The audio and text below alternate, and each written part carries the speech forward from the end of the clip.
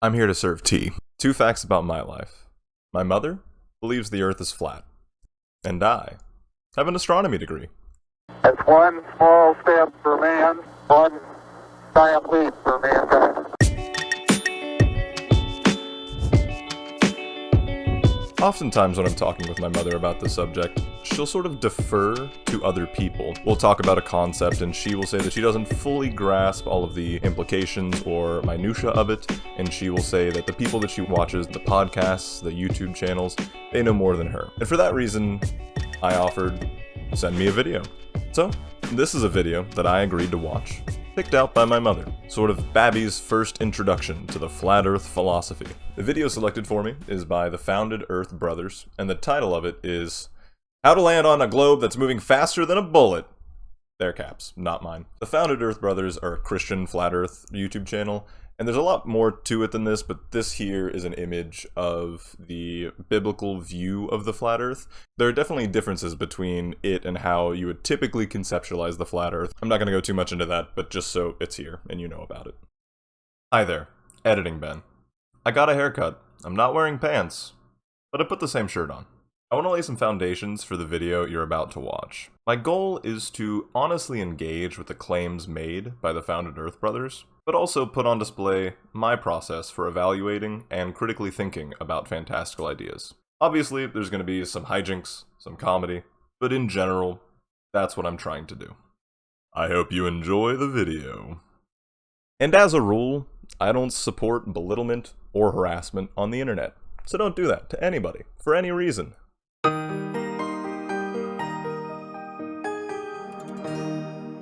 The first minute or so of the video is just going over a bunch of numbers relating to the heliocentric model of the solar system, the model of the solar system where the sun is at the center and the earth and other planets rotate around it. The numbers are sort of presented as impossibly large, and for that reason, nonsensical. All of that sort of culminates in the thesis statement of the video, which is it's impossible to move on an object, the earth, moving that quickly, which we'll get there. We'll get there.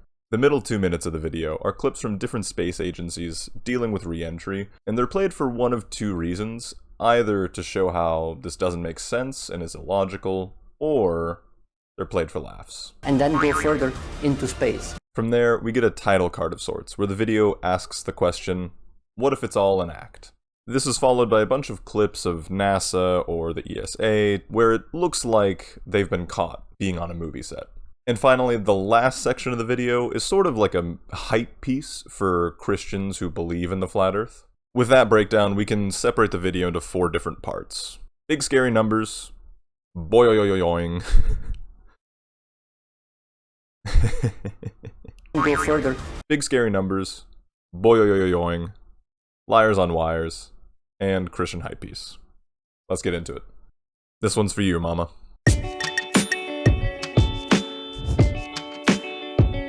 To start us off, the video brings up the fastest thing known to man, a bullet. And everything about the model of the solar system that we have is faster, so it's wrong. The speed of 1700 miles per hour is used as a reference point for different speeds about the solar system, such as the Earth's rotation around the sun or the solar system's rotation about the center of the Milky Way.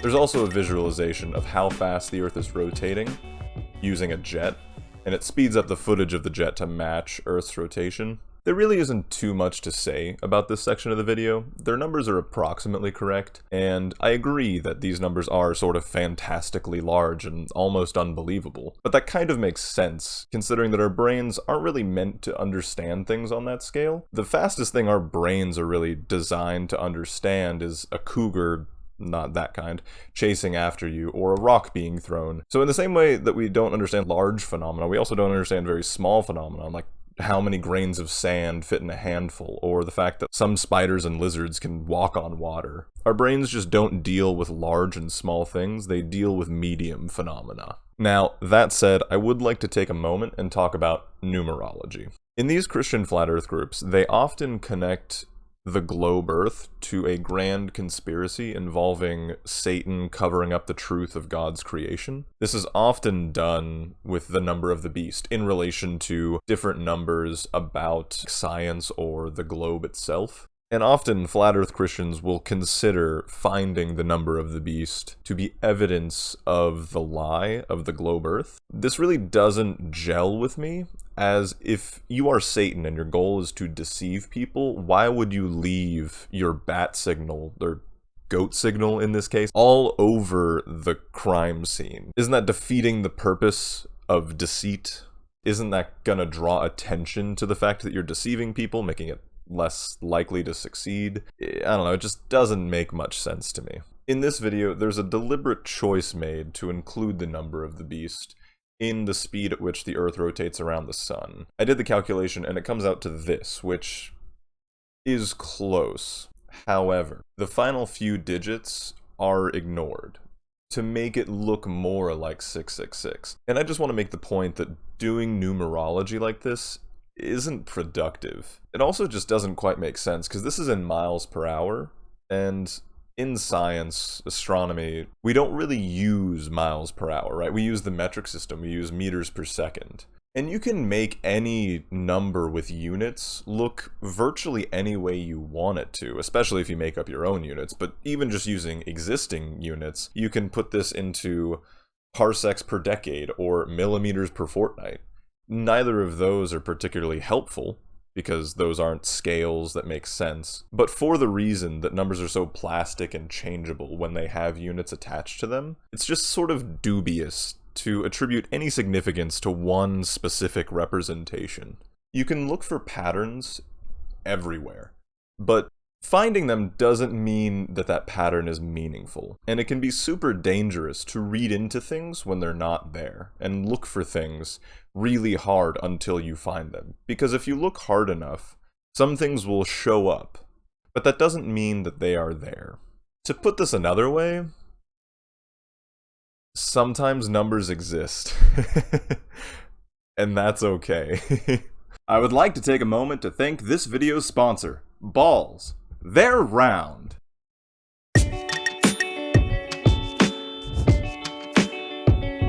A lot of this section is played for laughs, trying to make the idea of space and spaceships seem entirely stupid and laughable. Quite a few of these clips are shown sort of out of context, I don't think to mislead people, but again, just to sort of ham up how ridiculous it seems. So for this section, I'm mostly going to be providing context to clips that don't have any. This is probably the meat of this section. When thinking about these speeds, I wondered how could they land on such a fast-moving Earth from space?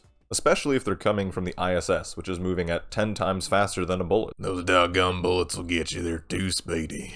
This is a real informational video put out by the ESA. This animation isn't a physics demonstration. It's not meant to be played in a science class. It's essentially just a visual aid for what is a news piece meant for the general public. For that reason, it doesn't really have to be scientifically accurate, and there isn't too much additional discussion that is needed to explain why this doesn't have to make sense. With that said, you can interpret this video in a somewhat physically accurate manner. The spaceship is going much faster than the Earth, and it needs to slow down to match the speed of the Earth in order to land, otherwise it would burn up in the atmosphere. So instead of interpreting this video as the Earth spins stopping, you can look at it from the point of view of the spaceship, where the spaceship slows down to match the speed of Earth, so that it essentially looks like the Earth isn't rotating anymore. I'll explain this in a different way. Here's a clip from an Indiana Jones movie. Two cars are sort of speeding next to each other. However, relative to each other, it looks almost as if they're not moving. Kind of like when you're on the highway and you look to your right and there's a car and it's matching your speed. You could both be standing still. Relative to each other, they're essentially not moving, right? The distance between them is staying the same, they're matching their speeds. In that way, we can kind of consider both of their speeds to be zero, relative to each other. Now, relative to the ground, obviously, the cars are both moving at 80 miles an hour, say. Now, if we imagine that the cars are going different speeds, say one of the cars is going 120 miles an hour and the other's going 80, you could instead consider that as one car going 40 miles an hour and the other going 0. In this example, the spaceship is the car going faster and the Earth is the car going 0. Initially, the spaceship is going much, much faster, but as it slows down, their speeds begin to match, And relative to each other, they start to look like they're not moving. Very similar to how if you're on the highway, slow down to 80 and match their speed, it kind of looks like you're both standing still if you ignore the ground moving beneath you. Now, with all of that said, this animation does not depict the physical reality of re-entering Earth's atmosphere. The process that it would take to slow down from 10 times the Earth's spin speed to 1 times Earth's spin speed would take hours and hours and hours and many rotations around the Earth. But putting a time lapse on an animation like this wouldn't make it visible in any way. It would just be a blur going around the Earth as it slows down. But that is the general principle of how you would land on Earth. You slow down until you match Earth's speed. You're never going exactly 0, but you're going, 20 miles an hour, so that when you hit the ground, it feels like a moderate car crash instead of a life-threatening one at 1,000 miles an hour.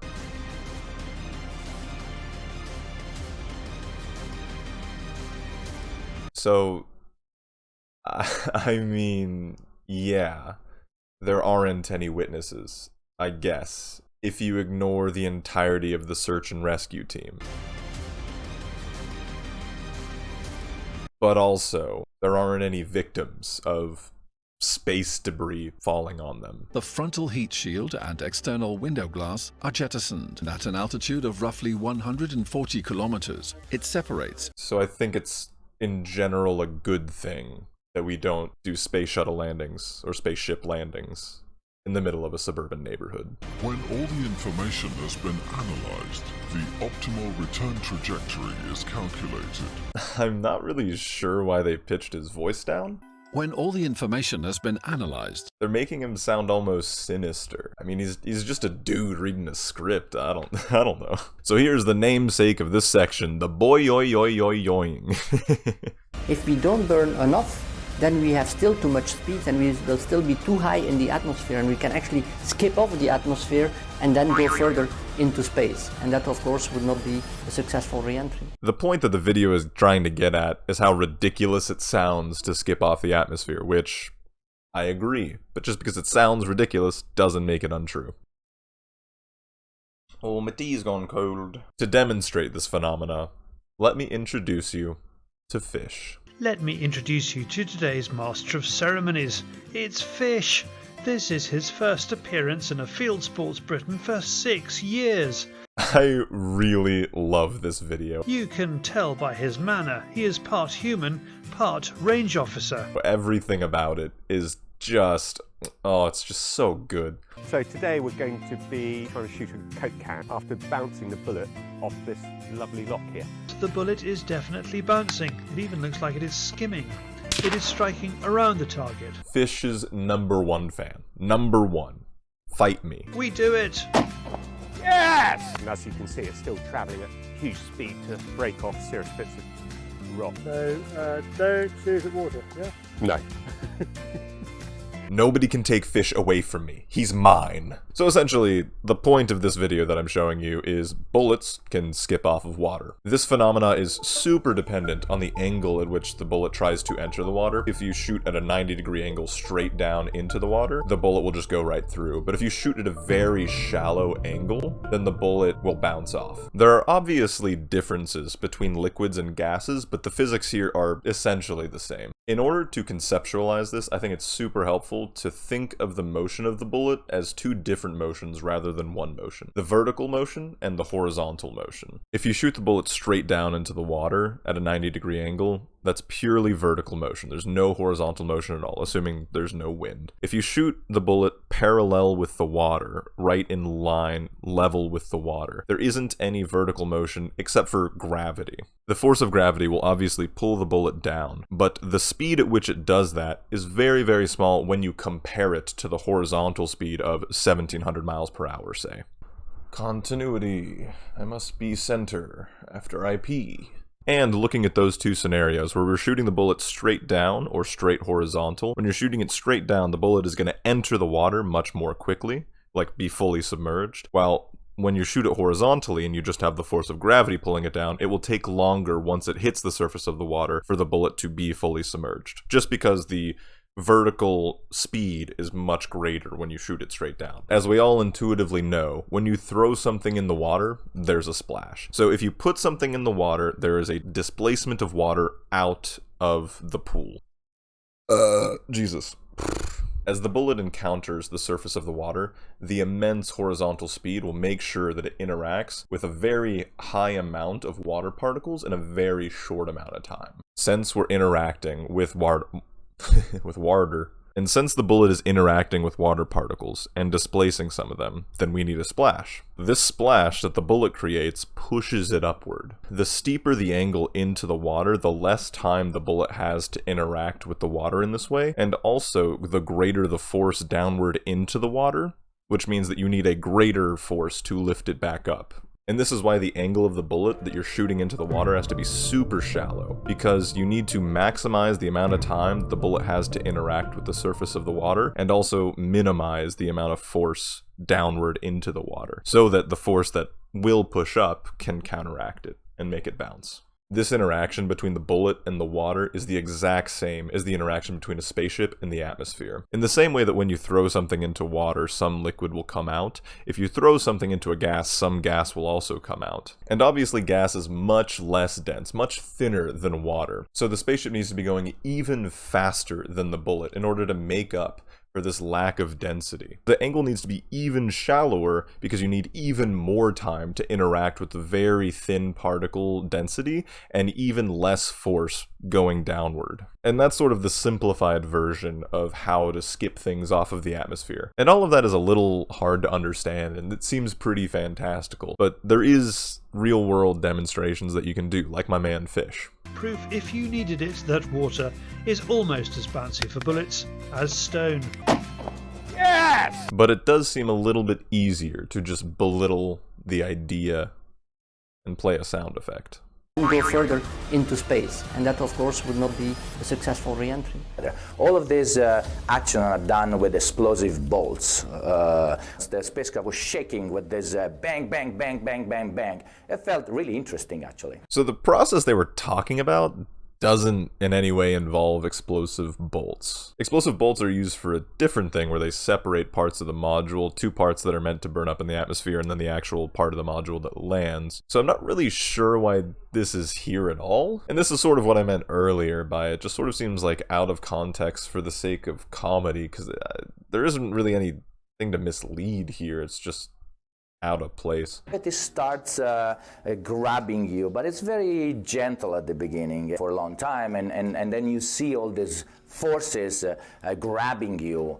This clip, the astronaut is just talking about the feeling of gravity returning to you and the feeling of weight returning to you. When this happened, it was like, Bada boom! Everything shook. Is this one also pitched down? When this happened, it was like, bada boom! Bada boom! Why? Why?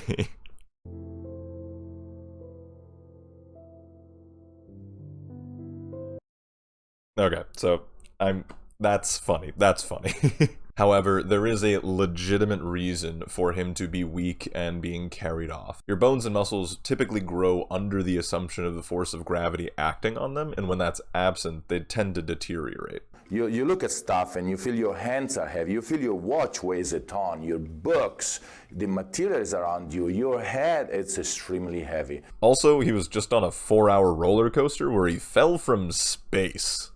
Sounds kinda tiring. As a quick aside, I want to make the point that astronauts are not physicists or astronomers. I'm sure some of them are and have physics degrees, but for the most part, you don't need to understand the physics of a football to be able to master using it. And you also don't need to be a mechanic to use a car. And this is the same for the astronauts on the ISS and in other space contexts. They understand the procedures and the job that they have to do. They don't need to understand the engineering and physics. And the reason I want to make this aside here is because we just saw a bunch of clips of astronauts saying wacky things, and Flat Earth videos will sometimes take interviews of astronauts and treat them as if it's gospel truth passed down by NASA, and any contradiction that they can find to what the astronauts say is proof of the invalidity of physics as a whole. And I just want to make the point that these guys, they're just dudes, you know? Like, I'm a dude. Science stands separate from what each of us say. The invalidity or validity of a scientific theory or hypothesis only makes sense in the context of experiment or data. Anyway, here's where we get the title card, What If It's All an Act? And this section of the video is videos of astronauts or general space stuff doing general astronaut or space things in ways that make it seem like it could be on a Hollywood movie set. So at the bottom of this clip, it's saying to go over to somebody else's channel who did an analysis of these two clips. So I went over there, and he's just saying that, look, he pulled on his wire. He's clearly on a wire, he's clearly wearing a harness. I mean, if you zoom in, if you watch his fingers, his pinky pretty apparently, I think, grabs onto his pocket. The, like, tip of his pinky is gone. And I think maybe his ring finger tip might also be gone because they're, you know, in the pocket. I don't know. I can kind of get where they're coming from, where it sort of looks like he's pulling on a wire based on the orientation of his hand, but it's pretty clearly a pinky in a pocket. And while I, as much as the next person, don't want someone else's pinky in my pocket, sounds sexual, I think it's pretty clear that that's what happened here. It really is not only explainable by wires. And I'd like to take a moment to thank this video's sponsor, Ow! So this one, honestly, just confuses me a bit why it's even here. Like, this is just a belt. If this was a harness for a wire, that's a lot of balancing. It doesn't take that much digging to find Hollywood movie sets with harnesses and straps and wires, and all of the ones that I could find are much more complex than just a belt. This one is the simplest I could find, and there are still multiple straps and supports. It's not just a belt. And I guess that little black thing is supposed to be the wire, I think, is what they're saying. I don't, it's very short. It doesn't go all the way up, and it's curved. It's not like taut and supporting his weight. It's like curved. I don't, and again, if this is supposed to be his one belt, his one wire supporting him, that's just so much balancing. Like, this is supposed to be a Hollywood movie set, right? Like, you can film the shot however you want, so long as it looks okay in post. And they chose to make him an acrobat? Why? And, like, astronauts on the ISS, I bet, would wear tool belts from time to time. That seems like it would be extremely handy. I don't know, I just don't really get what looks out of place here. I don't get why this is significant.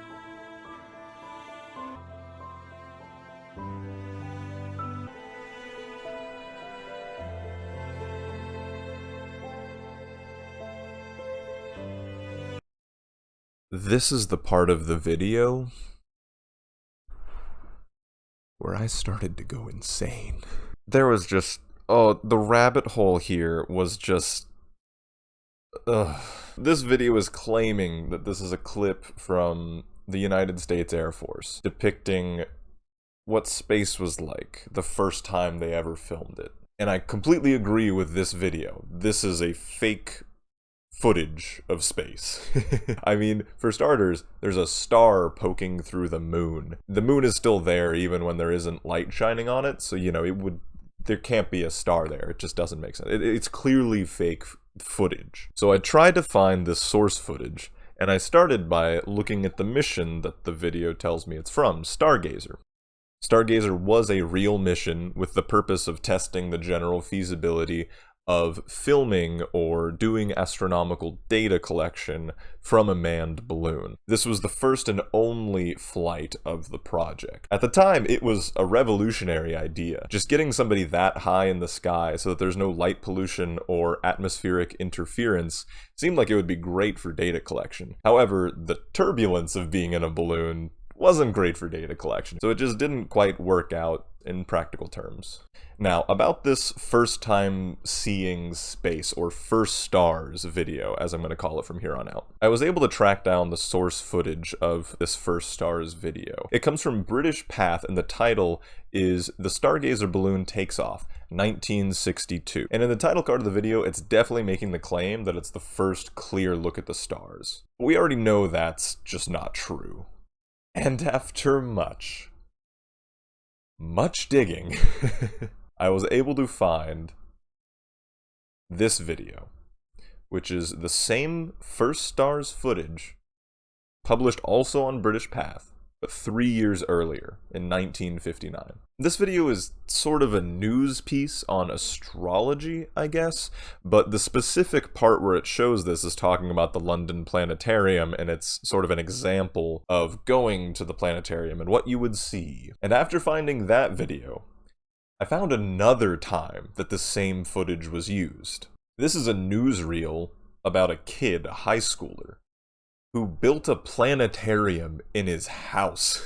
Go that kid. And in the deep recesses of the internet, I was able to find this image, which is a panorama of the entire video. So it's just all of the individual pictures that make up the video superimposed on top of each other to create just one image. And looking at it, it's pretty telling. It very clearly looks like a big black strip of cloth. There's even like some texture and some ripples in it, and it just seems like a black strip of cloth that has some holes just stabbed in it with a light source behind. And for the life of me, I cannot find where I got this, so I cannot cite my source, but whoever made this, thank you. So who is British Path? Path News was a producer of newsreels and documentaries from 1910 to 1970 in the United Kingdom. Its founder, Charles Path, was a pioneer of moving pictures in the silent era. The Path News Archive is known today as British Path. At the time of the first stars video, At the time of the first stars video, British Path was owned by Warner Brothers. And if you go back to the Balloon Pioneers video, the title card says News of the Day. So the entire Balloon Pioneers video was essentially just a newsreel put out by Warner Brothers, just trying to explain a new sexy scientific thing happening. And whenever footage wasn't available of this cool sexy new science thing, they just reused some old footage that somebody made probably even earlier than I could find. And I mentioned that I started to lose my mind about the last thing.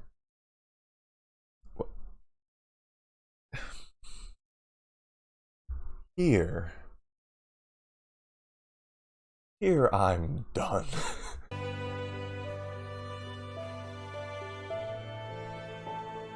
So this satellite launch is just a whole thing. I spent so much time on this. Clearly, the video is presenting this as the Hollywood set, the movie magic messing up, and a stage light glares on one of the wires, exposing the charade, and yeah, you know, honestly, it does kinda look like that. However, it's not. And that's all the time we have for today. Thank you all for watching. I keyed. It took forever to locate the source footage of this because there's no links in the description, and it's just some random satellite launch from 1984, and NASA uploads so much garbage like this, and just...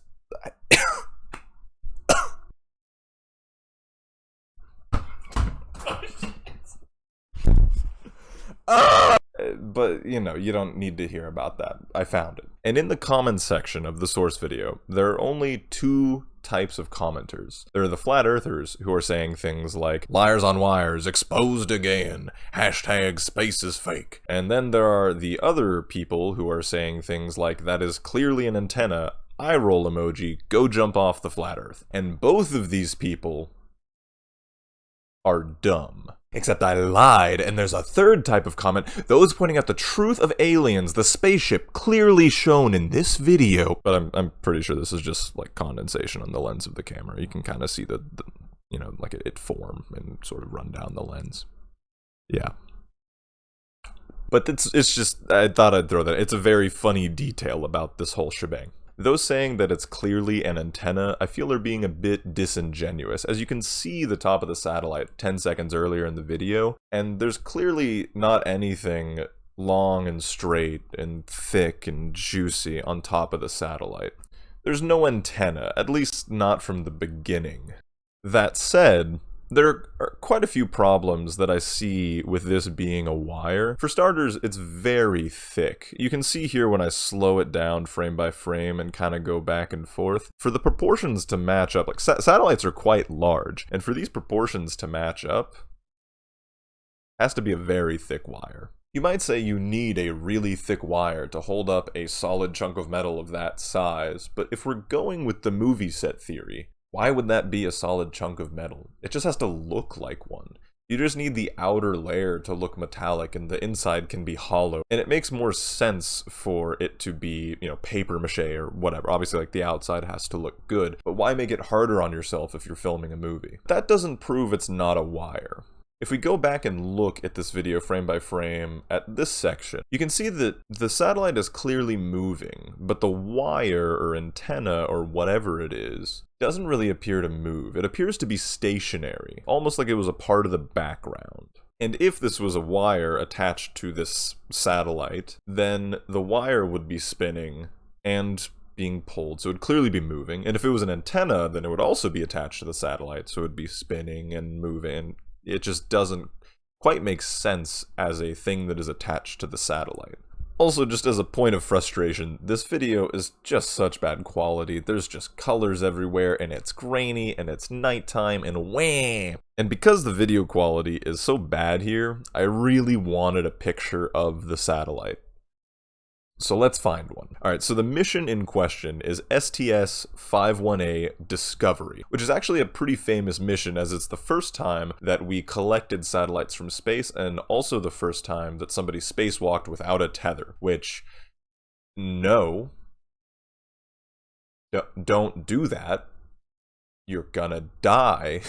The other important part of this mission was the deployment of two satellites, SYNCOM 4-1 and Anik D2. And just to complicate it further, there were two satellites aboard, so we have to make sure that we're looking at the correct satellite for the launch. So we have to sort out which satellite is which. Luckily for us, both satellite launches were filmed, and both are contained in the source footage that I found, and the second satellite launch was filmed during the daylight. Thank God. And as you can see in the daytime launch, and in the image of SYNCOM 4-1, there are clearly some very distinct appendages to this satellite. It matches the shape and structure. This is not our satellite. This is clearly SYNCOM 1. So the one that we care about is Anik D2.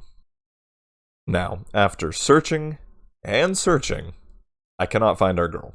Anik D2, I cannot find a picture of her on the internet. She is off the grid. However, I do have pictures of earlier satellites from the same family that use the same bus, which is sort of like the structure or general model of satellite. And as you can see with this picture of Anik C2, it looks just like our girl, right? There's the dark exterior, there's the tinfoily garbage at top, there's the Eve from WALL-E looking garbage at the bottom. It's our girl, we found her. According to these pictures, our satellite does not have an antenna. But it gets a little more complicated than that.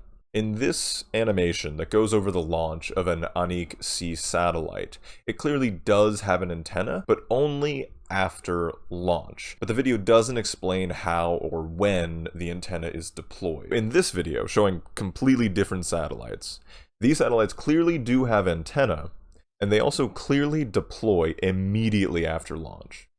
So it could be that what we're looking at in our satellite launch video that we're trying to explain is that happening, an antenna deploying immediately after launch. That said, I'm not really fond of this as an explanation. The visual that we get from the animation doesn't really line up with what we see in the satellite launch video. For one thing, the antenna is kind of short in the animation, and also there's the weird, almost shiny tinfoily thing at the bottom, and it could be that the perspective is hiding that, but I feel like we would have seen some kind of shine off of that at some point during the launch video. So I'd give this technically possible as an explanation, but I'm not in love with it. But then I had a thought. What if I counted each and every frame in this video and saw how long it took for the satellite to rotate each time and checked it for consistency? Because if you were in space, there would be no atmosphere, no air, so there's no resistance to spin, so the spin would be very consistent, and so I did that. For fun, I also did this analysis on a bag of food. I thought that it would pretty well analogize a string or wire with a big heavy satellite on the bottom. Well, hello again, it's me, Editing Ben. My nails are painted, I just drank some water, but I put the same shirt on. This satellite section has been going on for a bit too long, and breaking down frame by frame all of this rotation data, it doesn't go too much of anywhere. Suffice to say, I did do the analysis, and the data doesn't contradict the satellite being in space. In other words, the rotation was consistent. But I don't think you need to see the whole analysis. So moving on. So I wouldn't say that this proves that this is a satellite in space, but the consistency here doesn't contradict that, at least. Thanks for coming to my TED Talk. But still, what is the thing in the video? What am I looking at? So I went looking for similar satellite launches, and I found two. Both of them in the daylight. You can see this is clearly the same place that these satellites are deploying from, and these satellites are also very similar in model. Their appearance is virtually identical to the one that we were looking at. And in these similar launches, I see something that looks a hell of a lot like our wire. This thing. This fin, or whatever that is. This thing.